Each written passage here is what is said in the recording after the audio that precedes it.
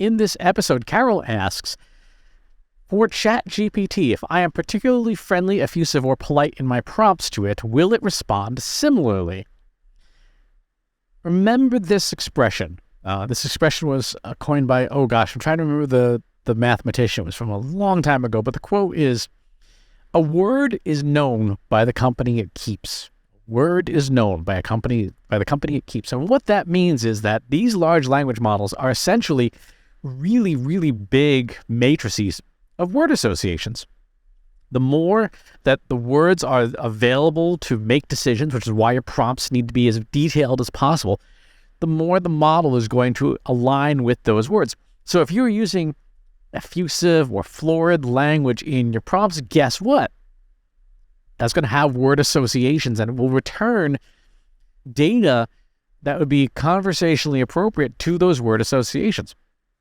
What I would encourage people to do is, within the boundaries of professionalism and politeness and stuff like that, do test these things out, right? Test out different kinds of language, a brusque tone, an overly polite tone, a very formal tone, and see how the model changes in its outputs because of the word associations that are being put into it. So it is knowing that those word associations, politeness, overly verbose language, you're going to get that back in turn, just as you would talking to a real human being, right? If somebody comes up to you and says, "Good afternoon, madam," that automatically sets a context for the kind of person you're dealing with, as opposed to somebody, going the same kind of situation, coming to going, "Yo, what's up?" Right? Again, just that little bit of language tells you what kind of conversational context you're about to have. A word is known by the company it keeps, right? So that's the answer to that question, right? It will respond in ways that are expected for those words. And the critical thing to remember is that with your prompts, if you're not getting the expected outputs, it's because there are not enough of the words that are associated with the input to get what you want. A lot of people will write like a paragraph-long prompt. My prompts, when I work with these tools, are sometimes like a page or two of text, right? Because I want very specific words, very specific instructions.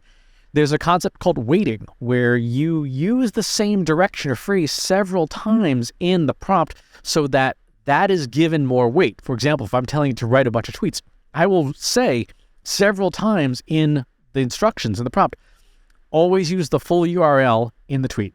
Use the full URL in the tweet. Write the full URL in the tweet. And that in turn gives weight to the added weight to those specific terms.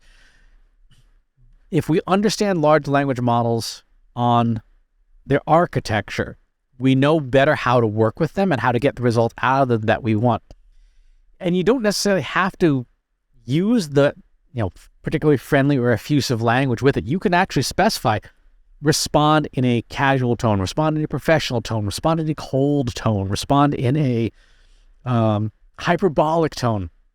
I did a thing recently where I took the biography that my partner, Katie Robert, has on the Trust Insights website, and I said, rewrite this as though Tony Robbins were announcing you at a big event, with a lot of hyperbole and a lot of excitement and exciting language. And it did a very credible job of it.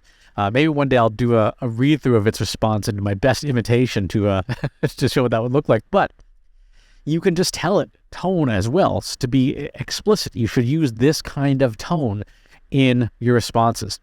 So that's the answer to the question. The words you put in lead to the words you get out. Thanks for asking.